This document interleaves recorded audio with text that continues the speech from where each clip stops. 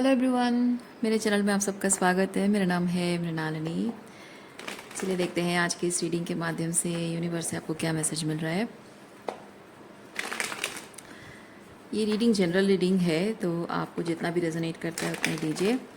आपके जीवन के जिस एस्पेक्ट को रेजोनेट करता है अकॉर्डिंगली आप देखिए, और जो भी पार्ट आपको रेजोनेट नहीं करता है उसे जाने दीजिए। हो सकता है वो किसी और के लिए हो।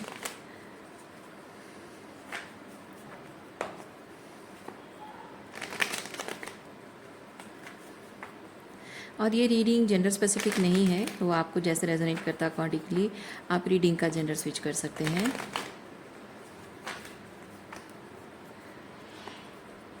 और टाइमलेस रीडिंग्स हैं, तो आपको जब भी रेजोनेट करता है आप रीडिंग में एनर्जी को क्लेम कर सकते हैं।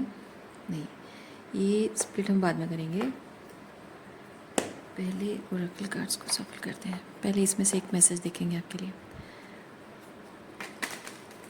ओके, सो जैसे मैंने कहा कि जेंडर स्विच कर सकते हैं रीडिंग का, और जैसे रेजोनेट करता है, जब रेजोनेट करता है आप एनर्जी क्लेम कर सकते हैं। सो ग्रैटिट्यूड के साथ, अनकंडीशनल लव के साथ एंड सरेंडर के साथ शुरुआत करते हैं आपकी रीडिंग। देखते हैं आपके लिए क्या मैसेज है। पहले आपके लिए एक ओरेकल कार्ड निकालेंगे और उसके बाद ज़रूरत पड़ी तो दूसरा ओरेकल कार्ड निकालेंगे या फिर टैरो कार्ड चेक करेंगे।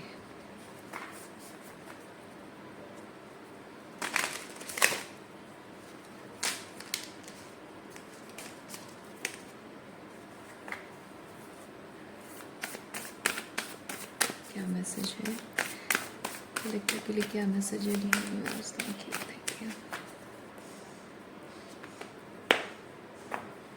You. Ojas, self love, self care, prioritising self before others for the sake of love only. Okay,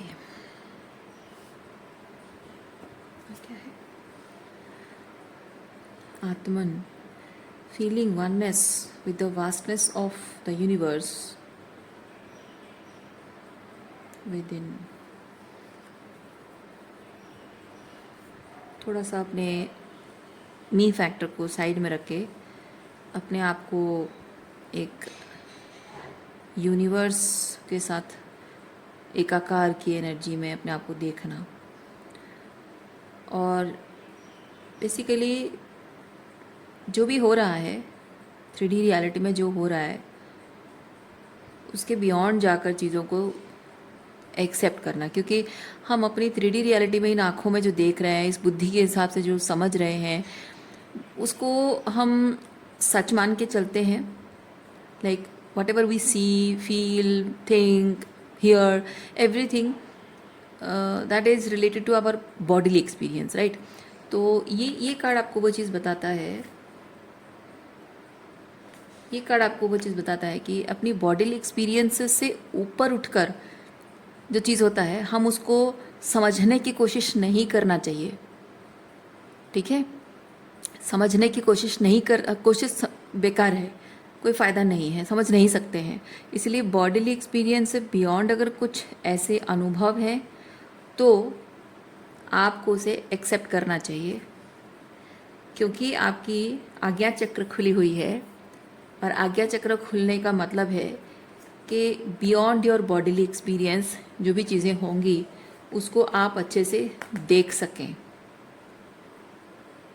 okay,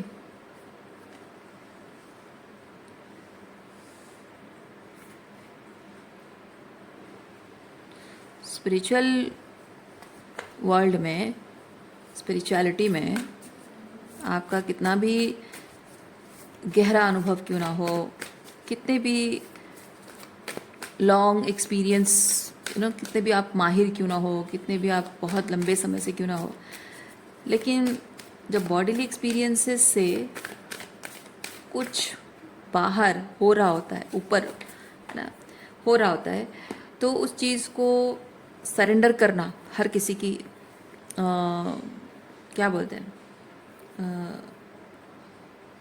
समझदारी उसी में है। क्योंकि आज आप स्पेशली, ये आपकी आज्ञा चक्र ठीक है, जहाँ तक जिस जिस लेवल पे आप देख पाने के लिए और उस चीज़ को आप यूज़ करके अपनी हीलिंग, अपनी स्पिरिचुअल अलाइनमेंट को आगे बढ़ाने के लिए, उस पर काम करने के लिए जितना आपको देखना ज़रूरी है, आपको ईश्वर उतना ही दिखाएगा।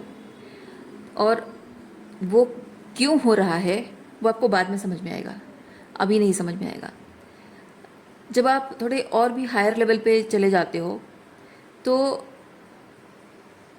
हायर लेवल पे जब जाते हो तो हायर लेवल ऑफ अवेकनिंग होती है, हायर लेवल ऑफ मतलब थर्ड आई विजन के थ्रू और भी हायर लेवल की चीज़ें आप देखते हो।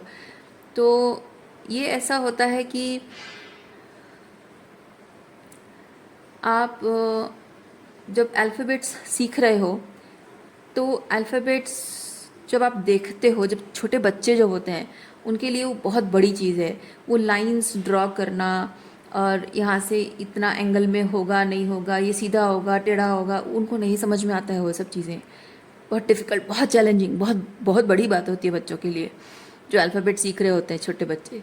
लेकिन आज आप देखिए कहाँ हो आप उन्हीं अल्फ़ाबेट्स को ऐसे यूज़ करते हो जैसे कि कोई बहुत बड़ी बात नहीं है। लेकिन जब थोड़ी मतलब अल्फ़ाबेट सीखने से थोड़ी बड़ी उम्र में आ जाते हो, स्पेलिंग सीखते हो, स्पेलिंग आपके लिए चैलेंजिंग होता है। स्पेलिंग के बाद सेंटेंसेस बनाना चैलेंजिंग होता है। तो ये नहीं कि आप कैपेबल नहीं हो, लेकिन जिस लेवल पे होते हो उस लेवल की चैलेंज होता है वो। और जब आप आज बड़े हो गए हो, आप देख रहे हो कि हाँ बच्चे अल्फ़ाबेट सीख रहे हैं, ये कौन सी बड़ी बात है, एक वर्ड सीख रहे हैं, कौन सी बड़ी बात, सेंटेंस सीखना कौन सी बड़ी बात है। लेकिन आपके लिए भी वो एक बड़ी बात रही होगी एक दिन। कहने का मतलब यह है कि जब एक बच्चा सीख रहा है, तो जस्ट बिकॉज आप सीख कर माहिर हो चुके हो, इसलिए बच्चे के उस एक्सपीरियंस को आपको नकारना नहीं है, उसके वो चैलेंजेस को आपको नकारना नहीं है, हंसी नहीं उड़ाना है, मॉकिंग नहीं करनी है, ठीक है, उसको छोटा नहीं महसूस कराना है। As a parent, as a teacher, as a guide, as a mentor, आपकी जिम्मेदारी होती है अपने से कम नॉलेज वाले या कम एक्सपीरियंस वाले लोगों के प्रति आपका वो थोड़ा सा हम्बल रहना, ईगो नहीं शो करना। ये बात मैं क्यों कह रही हूँ? क्योंकि आपको ये समझने की ज़रूरत है कि आप आज स्पिरिचुअल वर्ल्ड में जितनी लेवल पे हैं, आगे जाकर और भी हायर लेवल पे जाओगे। आज अगर आप अपने जीवन के अनुभवों को लेकर बहुत कठिनाई महसूस कर रहे हो, तो एक टाइम आएगा जब वो आसान हो जाएगा, और एक टाइम आएगा जब आपको समझ में आ जाएगा कि ये सब चीज़ें जो करना पड़ा वो क्यों करना पड़ा। अभी कर रहे हो तब आपको नहीं पता चलेगा, जब कर लोगे उसमें एक्सपर्ट हो जाओगे, जो सीखना चाहिए, जो लर्न करना चाहिए वो कर लोगे, तो आपको ऑटोमेटिक समझ में आ जाएगा कि उसकी ज़रूरत क्या थी। सो आपको यूनिवर्स ये चीज़ कह रहा है कि जिस भी दिशा में आपकी आत्मा आपको ले जा रही है, उस दिशा में चलते रहने के लिए आपको बाहरी तौर पे कॉन्फिडेंस किसी और से नहीं मिलेगा, और वो काफ़ी नहीं होगा। अगर कहीं से मिलेगा भी ना तो भी वो काफ़ी नहीं होगा। इसलिए आपका रास्ता भले ही क्लियर नहीं है, आपको भले ही पता नहीं आगे क्या होने वाला है, लेकिन इस एंगल से, जिस एंगल से मैंने आपको बताया, इस एंगल से आप देखें तो आपको समझ में आएगा कि आप खुद ही अपने गुरु हैं, अपने खुद ही आप मेंटर हैं, और आपको खुद ही अपने आप को कॉन्फिडेंस बूस्ट करना होगा। ये आपकी जर्नी है, और आपकी जर्नी किस दिशा में आपको ले जा रही है ये सिर्फ आप ही समझ सकते हैं। कोई और आप ना समझ सकता है ना आपको समझा सकता है। जितना लोगों को अनुभव होता है वो उतनी ही बातें आपके साथ शेयर करेंगे। जिसे जिस चीज़ का अनुभव नहीं होता है वो उस बारे में बात कर ही नहीं सकता, उसको समझ में आएगा ही नहीं। ओके, और एक चीज़ मैं आपको बताऊंगी, जो जिस लेवल की बात समझने के लिए रेडी होता है ना, उसके सामने उसी लेवल की इन्फॉर्मेशन आती है। आप अगर कहीं ना कहीं अगर ये सोच रहे हैं, ये ज़रूर सोच रहे होंगे, थोड़ा सा डाउट में होंगे आप।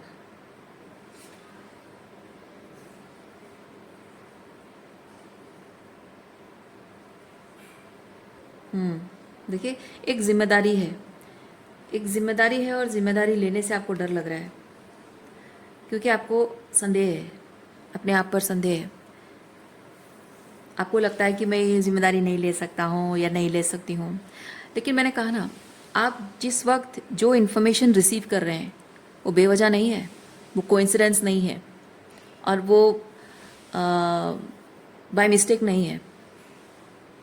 जो भी इन्फॉर्मेशन आप रिसीव करते हैं, जो भी गाइडेंस रिसीव करते हैं, जिस तरह के साइंस आप यूनिवर्स से रिसीव करते हैं, जिस तरह के लोगों से आप मिलते हैं, आप एग्जैक्टली वही चीज़ रिसीव करने के लिए या उससे कुछ एक्सट्रैक्ट करने के लिए, कुछ लेसन सीखने के लिए, उसी चीज़ को किसी तरह से भी आपके स्पिरिचुअल अलाइनमेंट, ग्रोथ, ठीक है, या फिर किसी तरह से भी, मैं मटेरियल थिंग्स नहीं कह रही हूँ, क्योंकि आप स्पिरिचुअली जब किसी चीज़ के साथ अलाइन हो जाएंगे तो love, money, everything will manifest. तो वो स्पिरिचुअल अलाइनमेंट होने के लिए ना, वो परफेक्ट सिचुएशन है। तो कभी भी अपने जीवन में जो भी आप यू मीटिंग पीपल, और you are seeing some science और रीडिंग सम बुक्स, उसे कभी भी आप बाय मिस्टेक या कोइंसिडेंस मत समझिए।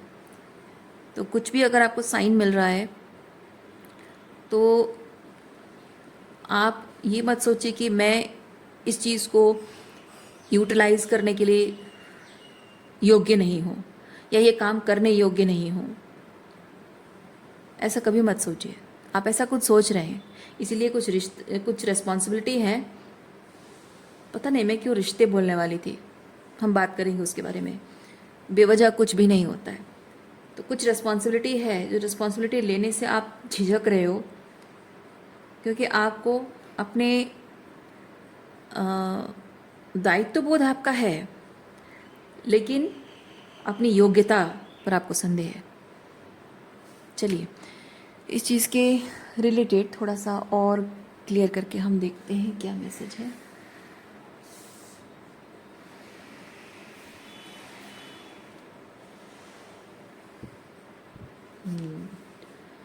अब हम टैरो कार्ड चेक करके देखते हैं।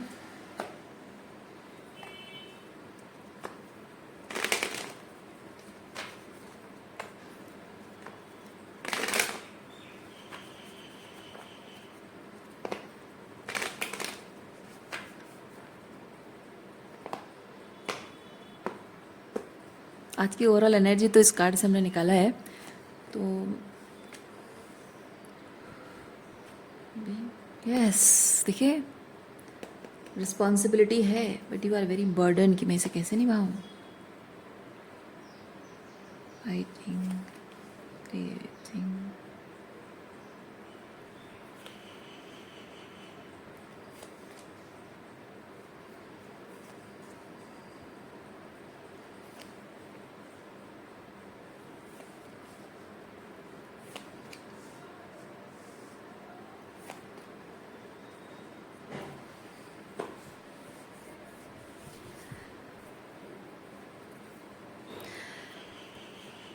मैं एक चीज़ फील कर रही हूँ, जो भी जिम्मेदारी आपको उठाने की ज़रूरत है इस वक्त, जब आप बस निर्णय ले लेंगे, एक कदम आगे बढ़ाएंगे, तो वो डोमिनो इफ़ेक्ट की तरह एक एक करके सब कुछ सवालों के जवाब मिलना, प्रॉब्लम सॉल्व होना, वो अपने आप होता जाएगा, गोइंग विद द फ्लो। आपको 10 स्टेप में से 10 के 10 स्टेप्स के तरीके, कैसे स्टेप अप करना है, कैसे काम करना है, हर चीज़ जानना ज़रूरी नहीं है। हर चीज़ का अवेयरनेस पूरा दूर तक, आपको सब कुछ पहले से ही अवेयरनेस आना ज़रूरी नहीं है। जैसे मैंने कहा, एक कदम आप आगे बढ़ रहे हो, उसके लिए जितनी ज़रूरत है बस उतना ही आप करो। ये जब आप कर लोगे और नेक्स्ट स्टेप में जब जाओगे, आपको अपने आप समझ में आ जाएगा कि I am ready for it और I have done it, I am ready for the next step. ये हर वक्त यही चीज़ होगा। ओके, ये ऐसा क्यों है? क्यों आपको सब कुछ पहले से नहीं पता है? ये ऐसा है जैसे आप 15 साल की उम्र में एक लड़का जिसको जीवन के 50 साल की उम्र में कैसी ज़िंदगी होगी, तो 15 साल से लेकर 50 साल की उम्र तक सब कुछ उसे बता दिया जाएगा। पागल नहीं हो जाएगा वो इंसान? Exactly exactly. तो जीवन के अनुभव ऐसे ही हैं। डिफरेंस क्या है? जब आप एक नॉर्मल ज़िंदगी जी रहे हो जिसमें आपको दुनिया भर की कोई चिंता नहीं है, सिर्फ जैसे मैंने कहा 15 साल के बच्चे की उम्र में आप पढ़ाई कर रहे हो, आपको बोर्ड से एग्ज़ाम है और दोस्तों के साथ घूमना फिरना, वो सब एंजॉय करना, वो सब की चिंता है, खाने पीने की चिंता है, ये सब चिंता आप 15 साल के बच्चे की जो होनी चाहिए बस वही चीज़ें हैं।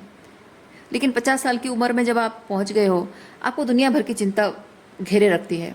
पैसे कैसे मैनेज करने हैं, बीवी के साथ रिश्ता है, बच्चों के साथ, माता पिता का ख्याल रखना है, भाई बहनों के साथ संबंध कैसे सही रखना है, और अपने फ्यूचर सेव करना है, बच्चे की फ्यूचर सिक्योर करना है, बहुत कुछ चीज़ें हैं, है ना। हेल्थ इश्यूज़ भी हैं, अपनी हेल्थ है, अपने स्पाउस की हेल्थ है, पेरेंट्स की हेल्थ है, किसी का लोन का इशू है, पता नहीं दुनिया भर की चिंता रहती है।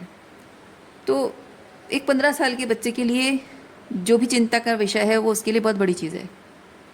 आप 50 साल की उम्र में अगर हो तो आपकी चिंता का विषय आपके लिए बहुत बड़ा है। किसी के लिए कुछ भी छोटा नहीं होता है। लेकिन अल्टीमेटली सच ये है कि अल्टीमेटली हम उसको पार कर लेते हैं, अपनी समस्या का समाधान हम ढूंढ ही लेते हैं। और अब वही चीज़ जब आप सेम चीज़, वही सेम रूल्स अप्लाई करके अब भी आपको वही सेम चीज़ करना है, लेकिन आपको सब कुछ पहले से क्यों जानना है? क्योंकि ये जो जीवन यात्रा थी पहले की, जो मैंने आपको एग्जांपल दिया, इसमें आपको किसी तरह की फेलियर का एहसास नहीं है। लेकिन अभी जो है उसमें आपको जीवन में बहुत कुछ आपने खोया है ना। बहुत डाउन टाइम, फेलियर्स आपने देखा है, और इसीलिए आप श्योरिटी चाहते हैं, मेक श्योर करना चाहते हैं, एश्योरेंस चाहते हैं कि सब कुछ सही होगा। लेकिन क्या कभी भी आगे वो पिछली जब बात मैंने आपको कही 15 साल की या 50 साल की बात जो मैंने कही, आप सोचो जब आप एक 15 साल के बच्चे थे तब आपसे गलतियां होती थी कि नहीं होती थी? होती थी। और माना कि वो गलतियां छोटी गलती थी, और आज जीवन में जो हुआ है बहुत बड़ा नुकसान आपको लग रहा है। लेकिन आप थोड़ा सा वापस अपने उस उम्र में जाके देखो, जो 15 साल की उम्र में जो आपने गलती की थी, आज आपको वो छोटा लग रहा है, लेकिन उस वक्त वो गलतियों को लेकर आप कितना परेशान हुआ करते थे। मम्मी से डांट पड़ेगी, पापा मारेंगे, या टीचर से डांट पड़ेगी, या फिर ये हो जाएगा वो हो जाएगा, या फिर वो लड़की मुझे पसंद है, वो मुझे रिजेक्ट कर देगी तो क्या होगा, वो किसी और के साथ चली गई, रिलेशनशिप में आ जाएगी तो क्या होगा, या फिर मुझे पापा बाइक खरीद देने वाले थे, अगर नहीं खरीद देंगे तो क्या होगा। कितने बड़े बड़े टेंशन उस वक्त लगता था आपको। अभी आपको लग रहा है कि वो छोटी सी बात थी, पर उस वक्त क्या छोटी बात थी? नहीं थी। तो जीवन में हर एक स्टेप में, हर एक स्टेज में, हर एक छोटी बड़ी समस्या बड़ी लगती है, ठीक है, हर समस्या बड़ी लगती है, पर ultimately we come out of it.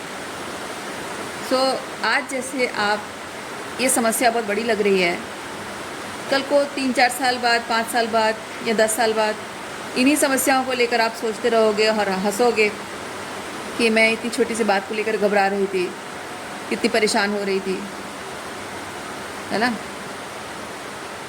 सो इंसान हर कोई काम जो कर पाने की, मतलब जो हम कर रहे होते हैं ना, जो हमें करना होता है, वो सारे काम हम करने के लिए कैपेबल होते हैं। और जब एक टीचर 2 कैटेगरी के बच्चे हैं, एक बहुत ही इंटेलिजेंट स्टूडेंट है और एक नहीं, अच्छा से नहीं परफॉर्म कर पा रहा है, समझ नहीं पाता है, उतना ग्रैब नहीं कर पाता है। तो दोनों बच्चों में से किस बच्चे को ज़्यादा चैलेंजिंग क्वेश्चन देती है? जो बच्चा नहीं कर पा रहा है उसको नहीं देती है, उसको आसान क्वेश्चन देती है ना। जो ज़्यादा इंटेलिजेंट होता है उसको ज़्यादा चैलेंजिंग क्वेश्चन, डिफ़िकल्ट क्वेश्चन देती है, ज़्यादा पजल्ड क्वेश्चन देती है। इसका मतलब वो हैंडल कर पाने के लिए कैपेबल है, तो उसको उतना ही चैलेंज दिया जाए ताकि उतने ही लेवल पे उसकी ब्रेन की ग्रोथ हो। जो कम है, जो कमतर है, समझ नहीं पा रहा है, उसको समझने में दिक्कत हो रही है, उसको उतना चैलेंजिंग नहीं देगी क्योंकि वो हैंडल नहीं कर पाएगा, अभी वो तैयार नहीं है उसे हैंडल करने के लिए। उसको धीरे धीरे करके आसान क्वेश्चन देगी, फिर उसके बाद वो जब कर लेगा थोड़ा और डिफ़िकल्ट देगी, फिर तो वो थोड़ा कर लेगा तो और डिफ़िकल्ट देगी, ताकि वो जिस लेवल पे वो तैयार है उसी लेवल से थोड़ा ऊपर धीरे धीरे करके उसको उस लेवल पे लाने की कोशिश करती है। Exactly this thing is happening in your life. और ये सिर्फ आज ही नहीं, जीवन भर, ज़िंदगी भर हर किसी के लाइफ में शुरुआत से लेकर अंत तक यही जीवन यात्रा चलती रहती है। और आज भी वही सेम चीज़ हो रहा है, कुछ अलग नहीं हो रहा है। बस कहीं ना कहीं, समझ पा रहे हो ना, मन के किसी कोने में थोड़ा सा विक्टिम मूड छुपा हुआ है। उस विक्टिम मूड को बस हटा देना है।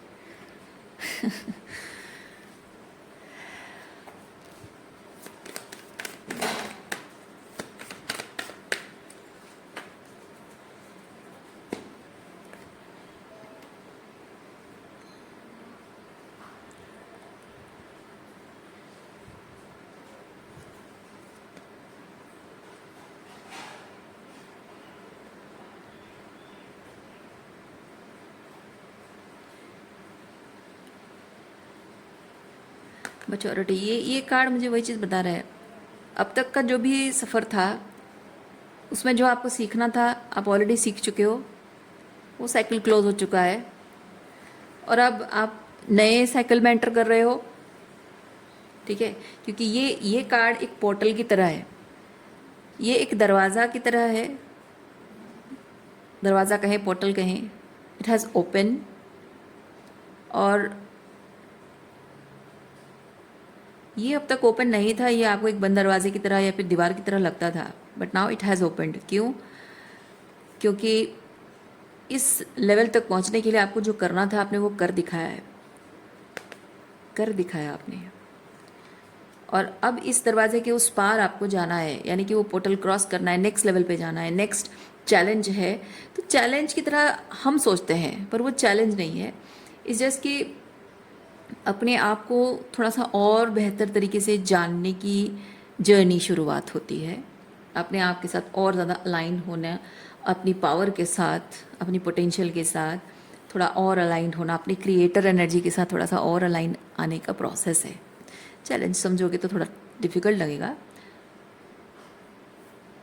तो अनसर्टनिटी है, जाहिर सी बात है, वो अनसर्टनिटी दिखेगी आपको, लेकिन फाइनली ये स्टेज जब आप पार कर गए हो, ये साइकिल क्लोज आपने कर दिया है, ये टास्क आपने ख़त्म कर दिया है, तो आपको कैसा लग रहा है?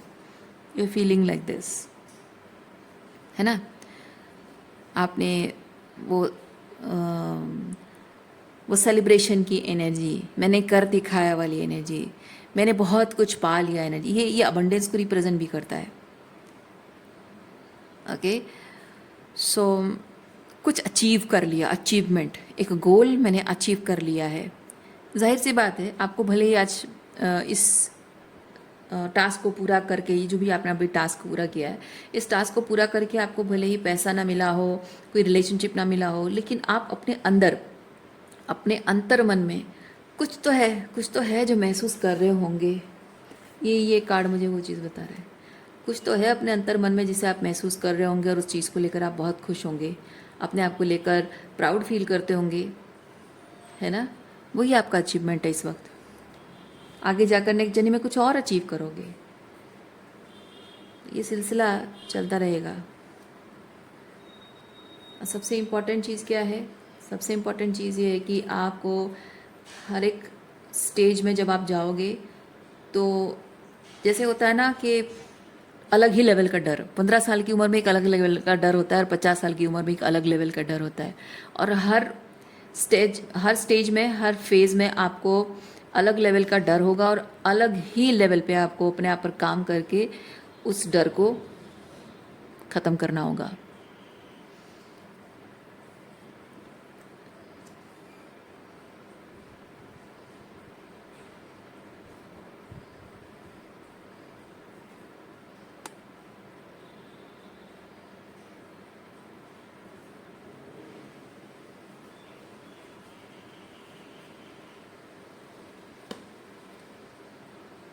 मैं ही क्यों, ये वैसी एनर्जी है, मैं ही क्यों, मेरे साथ ही क्यों ऐसा हो रहा है, मैं ही क्यों।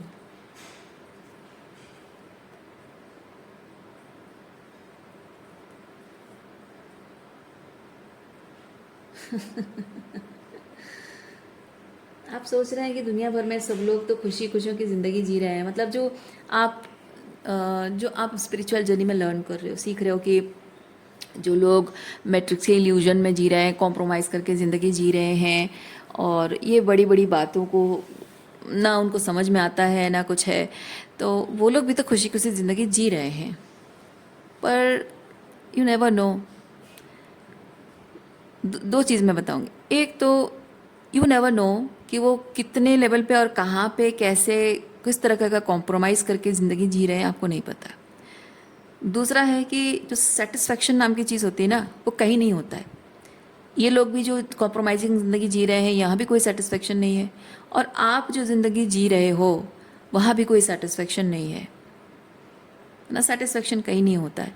अगर सेटिस्फेक्शन हो जाए तो हम आगे बढ़ने के बारे में सोचें ही ना, कंफर्ट जोन में रह जाएं, है ना।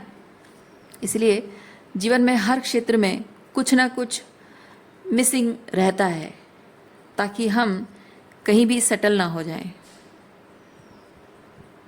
सो ये जो आप वाई मी, मेरे ही साथ ये सब क्यों हो रहा है, ये माइंडसेट आपको छोड़ना होगा। और मैं एक चीज़ और भी बताऊंगी। ये जो कार्ड है ना, ये बताता है आप थोड़े से बाकी लोगों के कंपैरिजन में थोड़ा सा ज़्यादा इंट्यूटिव है, ज़्यादा इमोशनली सेंसिटिव है, एनर्जी को थोड़ा ज़्यादा महसूस कर पाते हो, फील सेंस कर पाते हो, लोगों के फसाद को थोड़ा ज़्यादा महसूस कर पाते हो, लोगों के बातों और मेनली बातों को लेकर। वो जो होता है ना, कोई कुछ भी कह देता है और कोई उस चीज़ को बहुत आसानी से ग्रहण कर लेता है, लेकिन आप नहीं कर पाते हो। किसी की कोई बात से आप स्कैन कर पाते हो, वो scanning capability, that is this third I open. ठीक है, ये थर्ड आई आपकी ओपन है, इसीलिए आप वो महसूस कर पाते हो। And this is a gift.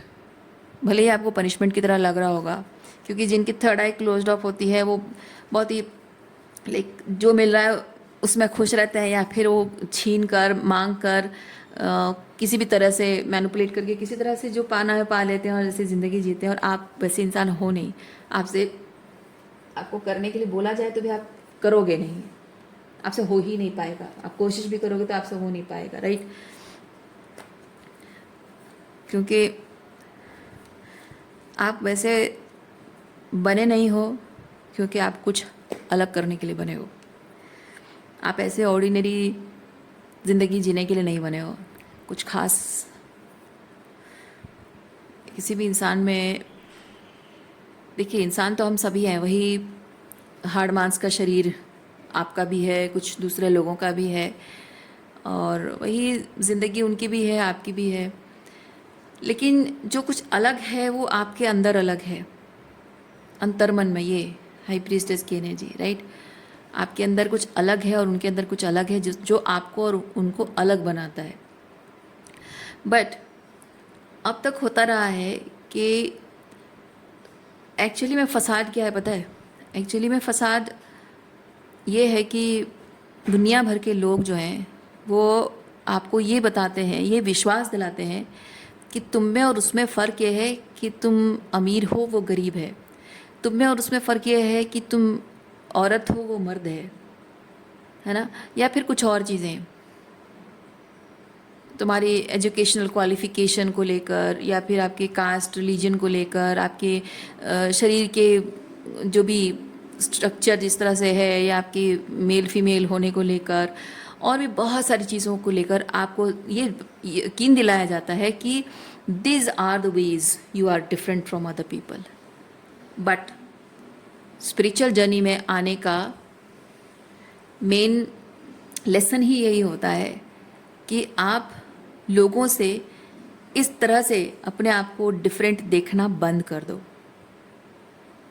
दूसरा चीज़, जब आप स्पिरिचुअली अवेकन हो जाते हो, आप एक टाइम पे, मैं आपकी बात नहीं कर रही हूँ, मैं कह रही हूँ कि जनरली ऐसा होता है जब स्पिरिचुअली कोई इंसान अवेकन हो जाता है और थोड़ा सा स्पिरिचुअल प्रैक्टिसेस करके अपने जीवन को थोड़ा बेहतर बनाने की कोशिश करता है, एक अलग तरीके की ज़िंदगी जीता है, तो कुछ लोगों के अंदर घमंड हो जाता है इस बात का कि मैं स्पिरिचुअल हूँ और वो नहीं है, मुझ में बहुत ज़्यादा संयम है उसमें नहीं है, मैं बहुत ज़्यादा ज्ञानी हूँ वो ज्ञानी नहीं है, मुझे स्पिरिचुअलिटी के बारे में बहुत कुछ पता है उसे कुछ नहीं पता है, मैं बहुत ही मेरे अंदर बहुत स्थिरता आ गई है, मेरे अंदर बहुत डिटैचमेंट आ गया है, पर उसके अंदर नहीं आया है ना। तो ये सब चीज़ें करके लोगों में और अपने आप में फ़र्क देखने वाले जो लोग होते हैं ना, वो एक्सक्यूज़ मी, असल में वो स्पिरिचुअली अवेकन नहीं होते हैं, वो स्पिरिचुअल ईगो होता है उनके अंदर।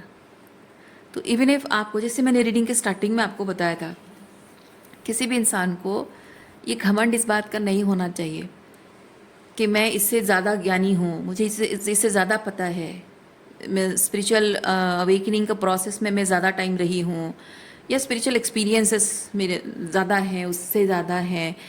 ये सब चीज़ें लेकर अगर इंसान पकड़ कर बैठा रह जाता है ना, तो उसका डाउनफॉल होना तय है। ठीक है। सो अपने आप को किसी भी तरीके से लोगों से बड़ा मत मानिए, या किसी भी तरीके से अपने आप को किसी से कमतर भी मत मानिए। ना आप उनसे बड़े हैं, ना उनसे छोटे हैं, ना ही उनके इक्वल है। आपको स्पिरिचुअल जर्नी ये सिखाती है, और भी एक चीज़ सिखाती है कि आप यूनिक हैं, आप सबकी तरह मतलब सेम हैं, डिफरेंस कुछ नहीं है। आप भी इंसान हो, वो भी इंसान है, आपने भी गलतियां की, वो उन्होंने भी गलतियां की हैं, आप भी अपनी गलतियों से सीख रहे हो, वो भी अपनी गलतियों से सीख रहे हैं, डिफरेंस कुछ नहीं है। फिर भी आप यूनिक हैं। ठीक है। सबके जैसे होकर भी आप फिर भी यूनिक हैं, यूनिक होकर भी आप सबके जैसे हैं, कुछ आप में और उनमें कुछ डिफरेंस नहीं है। वो भाव आपको अपने अंदर रखना होगा, वो बहुत ज़रूरी है।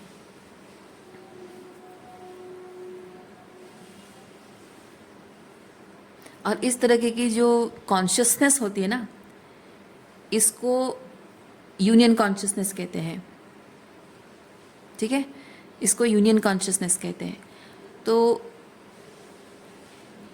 ऐसी एनर्जी में जब आप रहते हो, you are experiencing true union within. अच्छा, आपके लिए एक फाइनल ओरेकल, 2 ओरेकल कार्ड दिखाते हैं।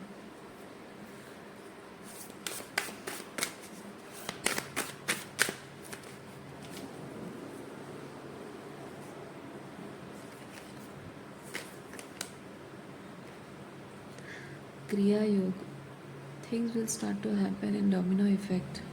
हाँ, अभी थोड़ी देर पहले स्टार्टिंग में मैंने कहा था आपको डोमिनो इफेक्ट से चीज़ें आपकी लाइफ में बदलने वाली हैं। This is a conformation.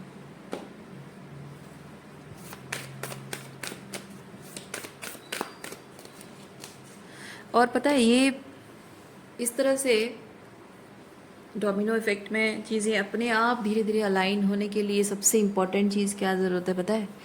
Authenticity. निर्भय होकर, निसंदेह होकर आप सिर्फ अपने ऑथेंटिक सेल्फ में रहें, और जो आपको लगता है कि मुझे ये चीज़ करना चाहिए वो करें, और जो नहीं करना चाहिए कभी भी ना करें। निर्भय और निसंदेह, no doubt, no fear. There is a purpose behind everything happening in your life. आप अगर ऐसे, मैंने कहा ना, आपकी जर्नी दूसरों से अलग है। लोगों के सीधे रास्ते हैं तो आपके टेढ़े मेढ़े रास्ते भी होंगे। जो भी हो रहा है बेवजह कुछ भी नहीं हो रहा है। अगर आपको लग रहा है कि आप अपने सपनों से दूर जा रहे हो, अपने सपनों को चेज करते करते करते करते अपने सपनों से दूर जा रहे हो, नहीं, ऐसा नहीं है। आपके सपनों से मिलने का रास्ता कैसा होना चाहिए वो उस ईश्वर को पता है। वो अपने अपने आप ही आपको, आप बस, मैंने कहा ना, आप सिर्फ इतना करिए, अपने ऑथेंटिक सेल्फ में रहिए और जो करना है बस वही करते जाइए। जो जैसे आपकी ज़िंदगी में अलाइन होना चाहिए वो एग्जैक्टली उस तरीके से ही अलाइन हो जाएगा। एंड ये भी आपको विश्वास रखना है कि जो जिस तरह से अलाइन हुआ है आपकी एक्सपेक्टेशन के हिसाब से भले ही ना हुआ हो, लेकिन आप उसमें ज़रूर खुशी महसूस करोगे, संतुष्टि महसूस करोगे, आप उसमें सेफ महसूस करोगे। क्योंकि हम ह्यूमन बीइंग अपने छोटी बुद्धि के हिसाब से अपनी खुशी, अपने सेटिस्फैक्शन को एक तरीके से देखते हैं, पर वो हमारा ईगोइक सेटिस्फैक्शन होता है, हमारे हाईएस्ट गुड के लिए शायद ना भी हो। ठीक है, कभी कभी अपने ईगोइक सेटिस्फैक्शन को लेट गो करके सरेंडर की एनर्जी में रहना चाहिए कि जो भी होगा, जैसा भी होगा, मैं उसमें परफेक्ट सेटिस्फैक्शन फील करूँगी, क्योंकि मुझसे बेहतर मेरा भगवान जानता है। मैं अपनी छोटी बुद्धि कहें या फिर ईगोइक बुद्धि कहें, उसके भरोसे नहीं चल सकता हूँ। मुझसे भी ऊपर ये जैसे मैंने आपको बताया, मुझसे भी ऊपर एक शक्ति है जो मेरे जीवन को सही तरीके से दिशा दे रही है, और मुझे उस पर यकीन करके बस अपना कर्तव्य, अपना कर्म करते जाना है, अपने ऑथेंटिक सेल्फ में रहकर, अपने जो भी आपको ड्यूटीज़ है, रेस्पॉन्सिबिलिटीज़ हैं, जो भी आपको करना है वो करते जाना है। And this is the purpose of your life, this is the purpose of your life. इससे बड़ा और पर्पस कुछ नहीं है।